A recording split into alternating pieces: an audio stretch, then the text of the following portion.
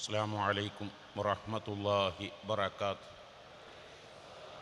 الحمد لله والصلاة والسلام على رسول الله وعلى آله وصحبه الفائزين برضا الله. أما بعد، فأعوذ بالله من الشيطان الرجيم.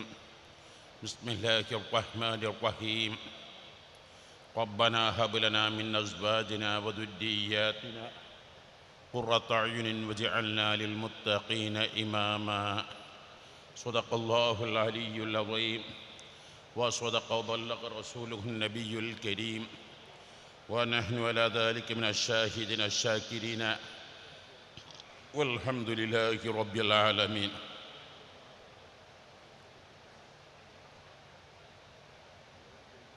സർവസമ്പന്നരായ പ്രാസ്ഥാനിക നായകർ, സ്നേഹസമ്പന്നരായ platoon അംഗങ്ങൾ, അൽഹംദുലില്ലാഹ് ഈ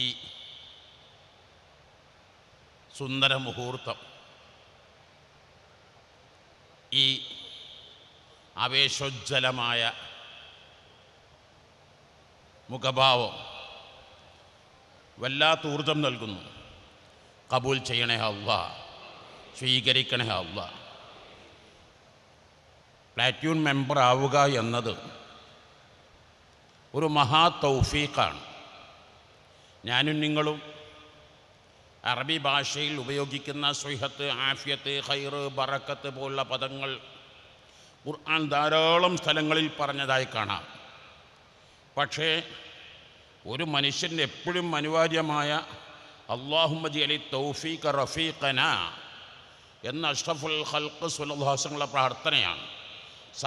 സഹചാരിയായി തൗഫീഖിനെ നീ ഞങ്ങൾക്ക് നൽകണേ അല്ലാ. അത് ഖുർആനിൽ ഒരൊറ്റ സ്ഥലത്തെ അല്ലാഹു തആല പറഞ്ഞിട്ടുള്ളൂ. സൂറത്ത് ഹൂദിൽ ഇൻ നുരീദു ഇല്ലൽ ഇസ്ലാഹ മസ്തതഅതു വമാ തൗഫീഖി ഇല്ലാ ബില്ലാഹ് അലൈഹി തവക്കൽതു വഇലൈഹി ഉനീബ് എന്ന ആയത്തിൽ മാത്രമാണ് അല്ലാഹു തആല പറഞ്ഞത്.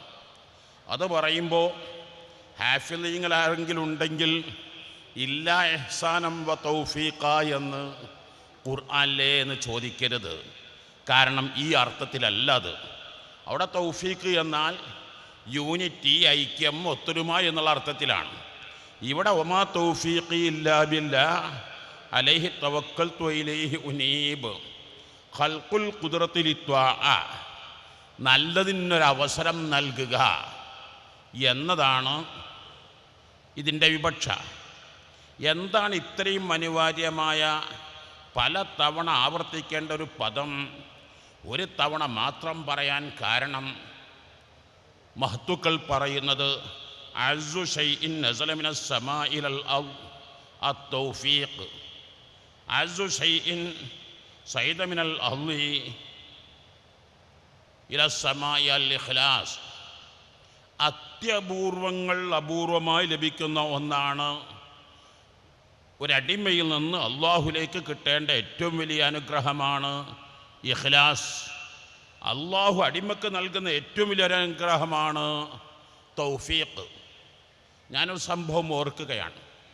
മഹാനായ താജുൽ ഉലമ ഏറ്റവും വലിയ നേതൃത്വമാണല്ലോ. പലപ്പോഴും ഞങ്ങളോട് പറയുന്നത് കേട്ടിട്ടുണ്ട്. താജുൽ ഉലമയെ ഞങ്ങളെ കുടുംബത്തിൽ വിളിക്കാറുള്ളത് ചേർഞ്ഞാക്ക എന്നാണ്, അഥവാ ചെറിയ കുഞ്ഞിക്കോയത്തങ്ങൾ എന്നാണ്. മഹാനുകളുടെ ജ്യേഷ്ഠ സഹോദരൻ വെല്ലുഞ്ഞാക്ക എന്നാണ് ഞങ്ങളുടെ ഉമ്മ ഉപ്പൊക്കെ വിളിക്കാറുള്ളത്. വലിയ കുഞ്ഞിക്കോയത്തങ്ങൾ എന്നാണ്. താജുൽ ഉലമയുടെ പവർ നിങ്ങൾക്കറിയാം. എന്നാൽ അതിനേക്കാൾ 10 മാറ്റ് കൂടുതലായിരുന്നു മഹാനവറുകൾ.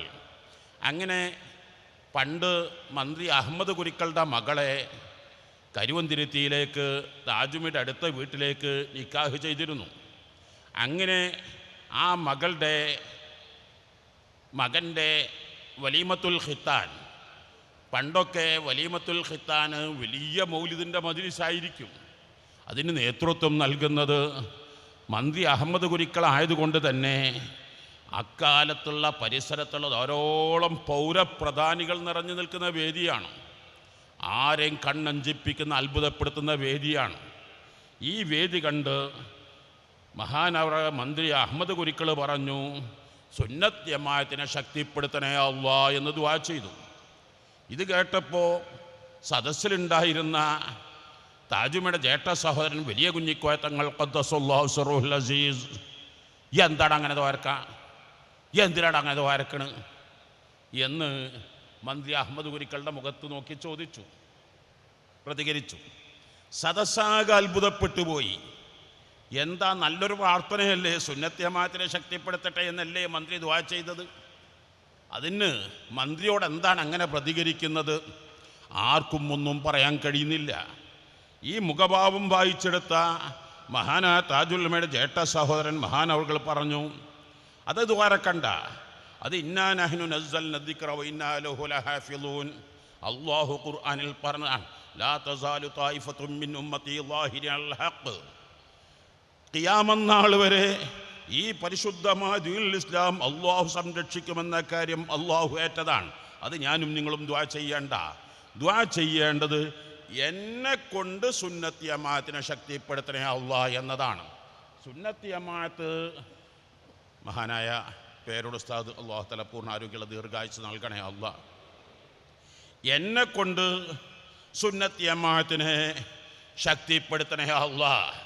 അപ്പോൾ ഏതൊരു നാട്ടിലും എല്ലാവരും നേതാക്കളായി മാറൂല, നേതാക്കളായി മാറാനും പാടില്ല. എല്ലാവരും നേതാക്കളായാൽ അവിടെ തഅദ്ദുദിലില്ലാഹ് കൊണ്ടുണ്ടാകുന്ന പ്രശ്നം നിങ്ങൾക്കറിയാമല്ലോ. അവിടെയാണ് അല്ലാഹു സുബ്ഹാനഹു തആല നേതൃത്വത്തിന് ഏതാനും ചില ആളുകളെയാണ് തിരഞ്ഞെടുക്കുക. അത് യൂണിറ്റ് തലത്തിൽ, സർക്കിൾ തലത്തിൽ, സോൺ തലത്തിൽ, ജില്ലാ തലത്തിൽ, സ്റ്റേറ്റ് തലത്തിൽ നേതൃത്വത്തിന് തിരഞ്ഞെടുക്കേണ്ടവരാണ് നിങ്ങൾ. അതിനെ പാകപ്പെടുത്തി വരക്കലാണ് എന്നത് നിങ്ങൾക്ക് അല്ലാഹു നമുക്ക് നൽകിയ മഹാ തൗഫീഖാണ്. ഈ ഉദാഹരണം കൂടി പറയാം. എല്ലാവരുടെ വീട്ടിലും ഇഷ്ടം പോലെ തെങ്ങുണ്ടാകും, തേങ്ങകൾ പറിക്കാറുണ്ട്. അത് പല വിഭവങ്ങൾ തേങ്ങ കൊണ്ടുണ്ടാക്കാറുണ്ട്. എന്നാൽ അപൂർവമായി ചിലരെങ്കിലും വിത്ത് തേങ്ങ എടുത്ത് വെക്കാറുണ്ട്. വിത്ത് തേങ്ങയും സ്ഥിരമായി ഉപയോഗിക്കുന്ന തേങ്ങയും തമ്മിൽ വലിയ വ്യത്യാസമുണ്ട്, അറിയാമല്ലോ. ആ തേങ്ങ ഒരുപക്ഷെ ഇളനീര് കുടിച്ച്, അല്ലെങ്കിൽ അത് കറി വെച്ച്, അല്ലെങ്കിൽ മറ്റു വിഭവങ്ങൾ ഉണ്ടാക്കി ആസ്വദിച്ചു തീർന്നു. അതേ സ്ഥാനത്ത് വിത്ത് തേങ്ങ അങ്ങനെയല്ല. ഒരു വിത്ത് തേങ്ങ മുളപ്പിച്ചു, ആ വിത്ത് തേങ്ങയിൽ നിന്ന് കുറേ തെങ്ങുകളുണ്ടായി, ആ തെങ്ങിൽ നിന്ന് കുറേ തേങ്ങകളുണ്ടായി, ആ തേങ്ങയിൽ നിന്ന് പിന്നെ വിത്ത് തേങ്ങ. അവർ എന്നേക്കും നമുക്ക് വിഭവങ്ങൾ നൽകിക്കൊണ്ടിരിക്കുകയാണ്. അവിടെയാണ് വിത്ത് തേങ്ങകളാണ് പ്ലാറ്റിനം മെമ്പറാവുക, പ്രാസ്ഥാനിക നേതൃരംഗത്തേക്ക് എത്തുക എന്നത്. സംഗതി രണ്ടും ഒരേ തെങ്ങിൽ നിന്നെടുത്ത തേങ്ങയാണ്, രണ്ടും ഒരേ വാല്യൂ ആയിരുന്നു. പക്ഷേ വിത്ത് തേങ്ങയാകുമ്പോൾ അതിൻ്റെ വാല്യൂ മറ്റൊന്നാണ്. സാധാരണ തേങ്ങക്ക് 15 രൂപയാണ് കിട്ടുന്നതെങ്കിൽ നല്ല വിത്ത് തേങ്ങയാണെങ്കിൽ, അതിൻ്റെ നിബന്ധനകളൊക്കെ ഒത്തതാണെങ്കിൽ അത് 300ഉം 400ഉം വില കിട്ടും എന്ന് നിങ്ങൾക്കറിയാമല്ലോ. അപ്പോൾ വിത്ത് തേങ്ങയാണ് സത്യത്തിൽ പ്ലാറ്റിനം മെമ്പർ ആവുക എന്ന് പറഞ്ഞാൽ. അവിടെ ഒരു കാര്യം കൂടി മനസ്സിലാക്കണം. മഹാനായ താജുദ്ദീൻ അബുൽ ഫള് ഇബ്നു അതാഇല്ലാഹി സിക്കന്ദരി റളിയല്ലാഹു തആല തങ്ങൾ പറഞ്ഞു, മാ നബത മിമ്മാ ലം യുദ്ഫൻ ലം യതിമ്മനി താജുഹു എന്നത്. വിത്ത് തേങ്ങ എന്ന് പറഞ്ഞാൽ മുളച്ച ധാരാളം തേങ്ങകൾ നമ്മുടെ പറമ്പിലുണ്ടായിരിക്കും. ആ തേങ്ങക്ക് ഞാൻ നേരത്തെ പറഞ്ഞ 10 രൂപയും കിട്ടൂല, 15 രൂപയും കിട്ടൂല, 5 രൂപയും കിട്ടൂല. എൻ്റെ വീട്ടിൽ തേങ്ങ വലിച്ചു 10ഓ 100ഓ തേങ്ങയുണ്ട്. അതിൽ 3ഓ 4ഓ തേങ്ങ മുളച്ചിട്ടുണ്ടെങ്കിൽ തേങ്ങ എടുക്കാൻ വന്ന ആ വ്യാപാരി ആ മുളച്ച തേങ്ങ മുഴുവനും വലിച്ചെറിയുകയാണ് ചെയ്യുന്നത്. അതവനിക്ക് 2 രൂപ കൊടുത്താലും വേണ്ട എന്ന് പറയും. അതേ സ്ഥാനത്ത് ഇപ്പുറത്ത് നിങ്ങൾ വിത്ത് തേങ്ങ വാങ്ങുമ്പോൾ 10ഓ 300ഓ കൊടുക്കണം. എന്താണ് അതിന് 300 ആകുന്നതും ഇതിന് 2 രൂപ പോലും വില കിട്ടാത്ത എന്താണ്? അതാണ് മഹാനായ താജുദ്ദീൻ അബുൽ ഫദ്ൽ ഇബ്നു അത്താഇല്ലാഹി സിക്കന്ദരി റളിയല്ലാഹു അൻഹു പറഞ്ഞത്. കുടിച്ചിടാതെ പാകപ്പെടുത്താതെ ഉണ്ടാകുന്ന ഒന്ന് അതൊന്നിനും പറ്റൂല. അതെങ്ങാനും കുഴിച്ചിട്ട അവൻ വമ്പിച്ച പരാജയത്തിലായി മാറും. ആ തെങ്ങിൽ നിന്ന് തേങ്ങ കിട്ടൂല. അപ്പോൾ വിത്ത് തേങ്ങയാവണമെങ്കിൽ കുറേ പരീക്ഷണങ്ങൾ നേരിടേണ്ടി വരും. അതാണ് പരീക്ഷണങ്ങൾ നേരിട്ടവരാണ് അമ്പിയാക്കൾ. 1,24,000 പരം. അതിൽ ഏറ്റവും പരീക്ഷണം നേരിട്ടവരാണ് 313 മുർസലുകൾ. ആ 313 മുർസലുകൾ ഖുർആൻ പേരെടുത്തു പറഞ്ഞ 25 അമ്പിയ മുർസലുകൾ. അതിലും ഏറ്റവും പരീക്ഷണങ്ങൾ നേരിട്ടവരാണ് 5 ഉലുൽ അസ്മുകൾ. ഉലുൽ അസ്മ് എന്ന് പറഞ്ഞാൽ വിൽ പവർ, ഡിറ്റർമിനേഷൻ. എന്ത് വന്നാലും ഏത് പ്രശ്നം വന്നാലും പതറിപ്പോവില്ല, രാജിവെക്കില്ല, അധികാരമൊഴി പിന്മാറുകയില്ല, ആരോടും വിദ്വേഷമില്ല, വൈരാഗ്യമില്ല. തന്നിൽ അർപ്പിതമായ ദൗത്യം അത് പൂർത്തീകരിക്കുക തന്നെ ചെയ്യുമെന്ന് പ്രതിജ്ഞയെടുത്തവരാണല്ലോ ഉലുൽ അസ്മുകൾ എന്നത്. അതിൽ നിങ്ങൾക്കറിയാം, അഷ്റഫുൽ ഖൽഖ് സ്വല്ലല്ലാഹു അലൈഹി വസല്ലം തങ്ങൾ കഴിഞ്ഞാൽ ലോകത്ത് അബുൽ അംബിയ ഖലീലുല്ലാഹി ഇബ്രാഹിം അലൈഹിസ്സലാത്തു വസ്സലാം തങ്ങൾ അബുൽ അംബിയ പല നാമധേയത്തിൽ അറിയപ്പെടുന്നല്ലോ. അവരെക്കുറിച്ച് ഖുർആൻ പറയുന്നു, വൈദിബ്തല ഇബ്രാഹിം റബ്ബുഹു ബികലിമാതിൻ ഫതമ്മഹുൻ. എന്തെല്ലാം പരീക്ഷണങ്ങളാണ് അല്ലാഹു സുബ്ഹാനഹു തആല അബുൽ അംബിയ ഖലീലുല്ലാഹി ഇബ്രാഹിം അലൈഹിസ്സലാത്തു വസ്സലാം തങ്ങൾക്ക് നൽകിയത്. ഞാൻ നിങ്ങളോട് പറയേണ്ടതില്ലല്ലോ. വാർദ്ധക്യത്തിൽ നൽകിയ മകൻ അറക്കാൻ വേണ്ടി വരെ കൽപ്പന വരുമ്പോൾ ഭാര്യയും മകനുമായി അങ്ങകലെ മരുഭൂമിയിൽ താമസിപ്പിക്കാൻ അങ്ങനെ എന്തെല്ലാം പരീക്ഷണങ്ങൾ അല്ലാഹു തആല നൽകി. യഥാർത്ഥത്തിൽ ലീഡർഷിപ്പിനുള്ള CV എന്ന് പറഞ്ഞാൽ അത് അദ്ദേഹത്തിൻ്റെ ക്വാളിഫിക്കേഷനും എഡ്യൂക്കേഷനും ഈക്കും പോരാ. മറിച്ച് അല്ലാഹു തആല നൽകുന്ന ഇൻ്റർവ്യൂ, അല്ലാഹു തആല നടത്തുന്ന പരീക്ഷണം, കുറേ പരീക്ഷണങ്ങൾ.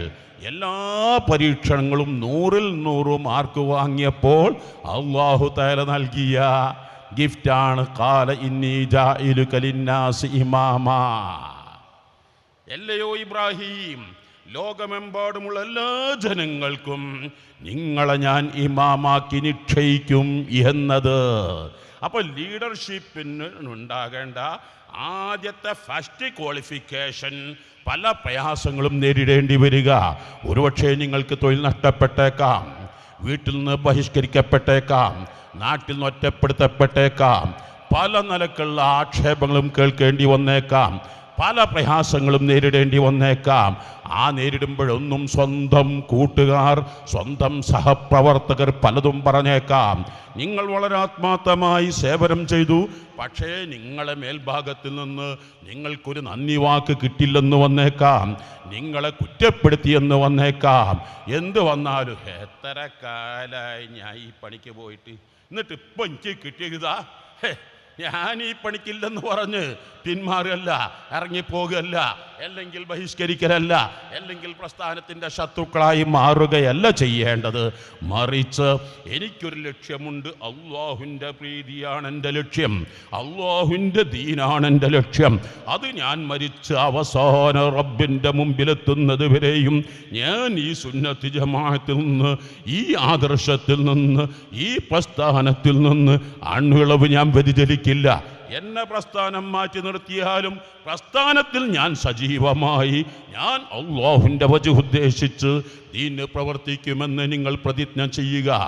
ഇവിടെ ഇത്രയും വലിയൊരു ഓഫർ അബുൽ അംബിയ ഖലീലുല്ലാഹി ഇബ്രാഹിം അലൈഹിസ്സലാത്തു വസ്സലാം തങ്ങൾക്ക് അല്ലാഹു തആല കൊടുത്തപ്പോൾ ഇബ്രാഹിം നബി ഒരു അപേക്ഷ, ഖാല വമിൻ ദുര്രിയതി, റബ്ബേ ഇത്രയും വലിയ ഓഫർ നീ എനിക്ക് നൽകിയല്ലോ അല്ലാഹ്, അതെനിക്ക് മാത്രം പോരാ, എൻ്റെ സന്താന പരമ്പരകൾക്കും നീ നൽകണേ അല്ലാഹ്.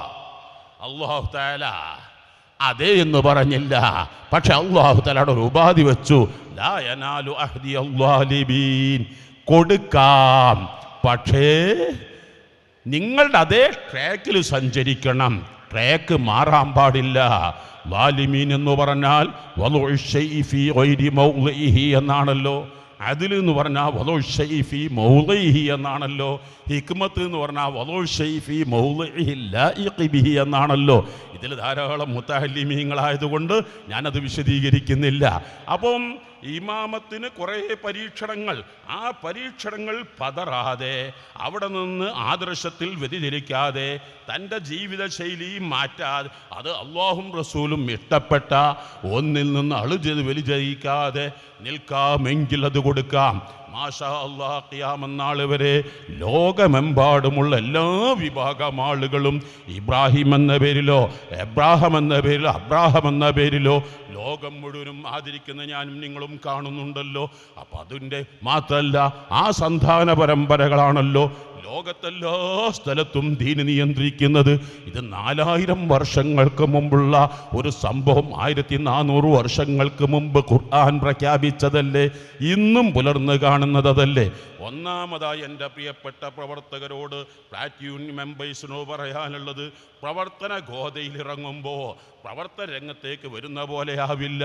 മനുഷ്യ സഹജമായി പലതും നിങ്ങൾ കേട്ടേക്കാം, മനുഷ്യ സഹജമായ ആക്ഷേപങ്ങൾ നേരിട്ടേക്കാം, ബഹിഷ്കരണങ്ങൾ നേരിട്ടേക്കാം. പക്ഷേ അതിലൊന്നും നിങ്ങൾ പതറാൻ പാടില്ല, അതിൽ നിന്നൊന്നും നിങ്ങൾക്ക് മുഖഭാവം മാറാൻ പാടില്ല. എന്നല്ല, ആരെന്തോ പറഞ്ഞാലും ഉൾക്കൊള്ളേണ്ടതെല്ലാം ഉൾക്കൊള്ളുക, തിരുത്തേണ്ടതെല്ലാം തിരുത്തുക. എല്ലാം അവർ ആക്ഷേപിച്ചതാണെങ്കിൽ, അധിക്ഷേപിച്ചതാണെങ്കിൽ വഅരിൽ അനിൽ ജാഹിലീൻ, ഞാൻ അതിന് പ്രതികരിക്കാനില്ല എന്ന് കരുതി അങ്ങ് മാറി നിൽക്കുക എന്ന് നിങ്ങൾ ശ്രദ്ധിക്കുക. അതാണ് നമുക്കിതിന് ഏറ്റവും ഉപകരിക്കുക. ഞാൻ ഒരൊറ്റ സംഭവം ഉണർത്തട്ടെ. മഹാനായ ഇമാം ഇബ്നു അബി ദുനിയ റളിയല്ലാഹു തആല തങ്ങൾ പറയുന്നു, بعث الله عز وجل ملكين إلى أهل قرية أن دمروا من فيها. ഒരു സമൂഹം പേക്കൂത്തുകൾ കാട്ടിക്കൂട്ടിയപ്പോൾ, തെമ്മാടിത്തരങ്ങളും തോന്നിവാസങ്ങളും കാട്ടിക്കൂട്ടിയപ്പോൾ ആ പ്രദേശത്ത് നശിപ്പിക്കാൻ വേണ്ടി 2 മലക്കിനെ അല്ലാഹു തആല നിയോഗിച്ചു.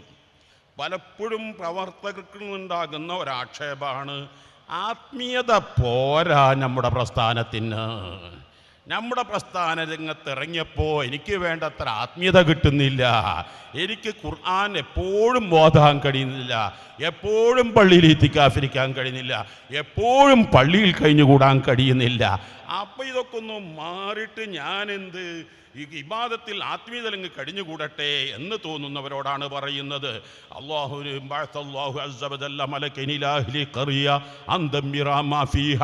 ഒരു പ്രദേശം പേക്കൂത്തുകളും തോന്നിവാസങ്ങളും അശ്ലീലങ്ങളും അനാശ്വാസ പ്രവർത്തനങ്ങളും നിറഞ്ഞു നിന്നപ്പോൾ അല്ലാഹു തആല പ്രദേശത്ത് നശിപ്പിക്കാൻ 2 മലക്കുകളെ നിയോഗിച്ചു. അങ്ങനെ ഫവജദ റജുലൻ ഖായിമൻ യുസല്ലി ഫീ മസ്ജിദിൻ, അങ്ങനെ ചെന്നപ്പോൾ ആ നാട്ടിൽ നല്ലൊരാത്മീയ നേതൃത്വം, എന്തോരു മഹാൻ സദാ സമയത്തും പള്ളിയിൽ നിസ്കരിച്ചു കൊണ്ടിരിക്കുകയാണ്, എഴുത്തിക്കാഫിലാണ്, ഖുർആൻ പാരായണത്തിലാണ്, ഇബാദത്തിലാണ്. മലക്കുകൾക്ക് എങ്ങനെ ഈ മനുഷ്യനെ വെച്ച് ഈ നാട് നശിപ്പിക്കാൻ പറ്റും? ഇത്ര വലിയൊരു ആത്മീയ നേതൃത്വമല്ലേ എന്ന് കണ്ടപ്പോൾ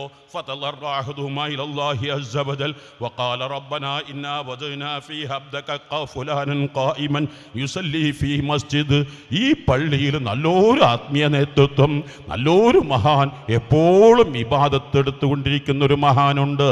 ആ എന്തു ചെയ്യണമെന്ന് ചോദിച്ചു. ഫഖാല അല്ലാഹു അസ്സ വജല്ല ദമ്മിറാഹാ വദമ്മിറാഹു മഅഹു, ആ നാടിനെയും നശിപ്പിക്കണം, ആ മേധാവിനെയും നശിപ്പിക്കണം.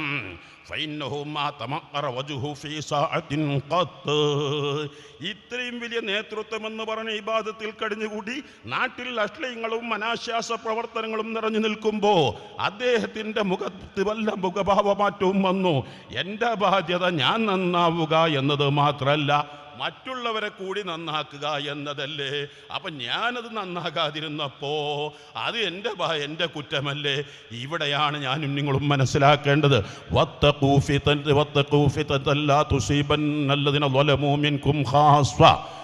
എൻ്റെയും നിങ്ങളുടെയും കാലിൽ ഉറുമ്പുകൾ കയറിയാൽ 1000 10,000 കണക്കിന് ഉറുമ്പുകൾ കയറും. അപ്പം ഞാനും നിങ്ങളെന്താ ചെയ്യുക? കടിക്കുന്ന ഉറുമ്പിനെ മാത്രം നോക്കി ഒന്ന് നെക്കി കൊല്ലല്ലേ ചെയ്യുക, അല്ലേ? അങ്ങനെയാണ്. കൈ കൊണ്ട് ഒരൊറ്റ അമർത്തലുണ്ട്, അമർത്തും. അപ്പം അതിൽ കടിക്കാത്ത കുറേ ഉറുമ്പുകൾ അതിൽ പെട്ടിരിക്കും. അവിടെ പ്രതിഷേധം നടത്തുകയാണ്, ഞാൻ ഞങ്ങളൊന്നും കടിച്ചിട്ടില്ലല്ലോ, കടിച്ച ഉറുമ്പുകളൊക്കെ രക്ഷപ്പെട്ടു, കടിക്കാത്ത ഞങ്ങളാണല്ലോ പെട്ടത് എന്ന് പറഞ്ഞാൽ എന്തായിരിക്കും എൻ്റെയും നിങ്ങളുടെയും പ്രതികരണം? എന്തിനെ കാലിൽ കയറാൻ പോയി, എന്തിനാ കൂട്ടത്തിൽ കൂടാൻ പോയി? അപ്പം ഈ ഒരു ഭാഗവക്കായിട്ടുണ്ട്. അപ്പോൾ ഒരു നാട്ടിൽ തിന്മകൾ വരുമ്പോൾ ആ തിന്മയെ പ്രതികരിക്കുക എന്നത്, തിന്മയെ നിർമ്മാർജ്ജനം ചെയ്യുക, നന്മ ജനമനസ്സുകൾ ഊട്ടിയുറപ്പിക്കുക, ഇതായിരിക്കണം നമ്മുടെ ഏറ്റവും വലിയ ബാധ്യത എന്ന് മനസ്സിലാക്കണം. അതേ സ്ഥാനത്ത് ഞാൻ മാത്രം നന്നായാൽ പോരാ, ഞാൻ ജനങ്ങളെ നന്നാക്കുക. ആദ്യം ഞാൻ നന്നാവണം. എൻ്റെ വ്യക്തി ജീവിത വിശുദ്ധി, എൻ്റെ ജീവിതം, my life is my message, എൻ്റെ ജീവിതം എൻ്റെ മെസ്സേജ്. ഏതൊരു മനുഷ്യനും നന്നാവാനുള്ള, ഏത് സമൂഹവും നന്നാവാനുള്ള കാര്യം ഞാനും നിങ്ങളും പലപ്പോഴും പറയാറുള്ളത്, ഒന്ന് നസീഹത്ത് എന്നതാണ്, മറ്റൊന്ന് ഉഖൂബത്ത് എന്നതാണ്. സത്യത്തിൽ ഉപദേശം. നിങ്ങൾ കുട്ടികളോട് ചോദിക്കുകയാണ്, ഏറ്റവും പ്രയാസമുള്ള ദേശം ഏതാണെന്ന് ചോദിച്ചാൽ, കുസൃതി ചോദ്യം ചോദിച്ചാൽ കുട്ടികൾ പറയും ഉപദേശം എന്ന് പറയും. ഇപ്പം നിങ്ങൾക്കറിയുമെന്നറിയില്ല, കുട്ടികളോട് അധ്യാപകർ ഉപ്പമാർ ഉപദേശിക്കുമ്പം കുട്ടികൾ പറയലുണ്ടാകുക, സാറേ തച്ചോളും ഉപദേശിക്കണ്ട എന്ന് പറയലുണ്ടാകുക. അപ്പോൾ ഉപദേശമല്ല നന്നാവാനുള്ള മാർഗം. നന്നാവാൻ ഉപദേശത്തിനേക്കാൾ നല്ല മാർഗങ്ങൾ 5 കാര്യങ്ങളാണ്. ഒന്ന് ആദത്ത്, മറ്റൊന്ന് ഖുദുവത്ത്, മറ്റൊന്ന് മുലാഹദത്ത്, 4-മതും 5-മതുമായിട്ടാണ് നസീഹത്തും, 6-മത്തായിട്ടാണ് ഉഖൂബത്ത് പറയുന്നത്. 1-മതായി ഖുദുവത്ത്.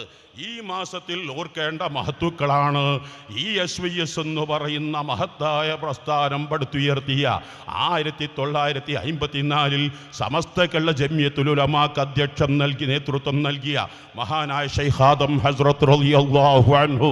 ഞാനും നിങ്ങളും ഓർക്കേണ്ട മാസമാണ്. അവരുടെ ശിഷ്യനാണ് മഹാനായ ബഹ്റുൽ ഉലൂം റളിയല്ലാഹു അൻഹു. അവരുടെ ശിഷ്യനാണ് ഞങ്ങളുടെ വന്യരായ ഉസ്താദ് കൂടിയായ ശൈഖുൻ നുജൂം.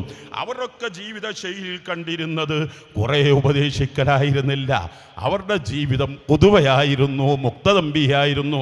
ഞങ്ങളോട് ശൈഖുൻ നുജൂം വന്യരായ ഉസ്താദ് ശൈഖ് മീറാങ്കോയ മുസ്ലിയാർ ഖദ്ദസല്ലാഹു സിർറുൽ അസീസ് പലപ്പോഴും പറയാറുണ്ടായിരുന്നു, ബഹ്റുൽ ഉലൂം പറയാറുള്ളത്, തെമ്മീസായ ആളുകളോട് അത് ചെയ്യരുത്, ഇത് ചെയ്യണമെന്ന് പറയുന്നത് അവർക്ക് തെമ്മീസായിട്ടില്ല എന്ന സൂഅ്വന്ന് വന്നു പോകും എന്നത്. അപ്പം അതുകൊണ്ട് തന്നെ ഉപദേശത്തേക്കാൾ വലുത് ഖുദുവത്താണ് എന്ന്. 2-മതായി ആദത്താണ്. ഞാൻ ഒരു കാര്യം ഉണർത്തി എൻ്റെ സംസാരം ഉപസംഹരിക്കട്ടെ.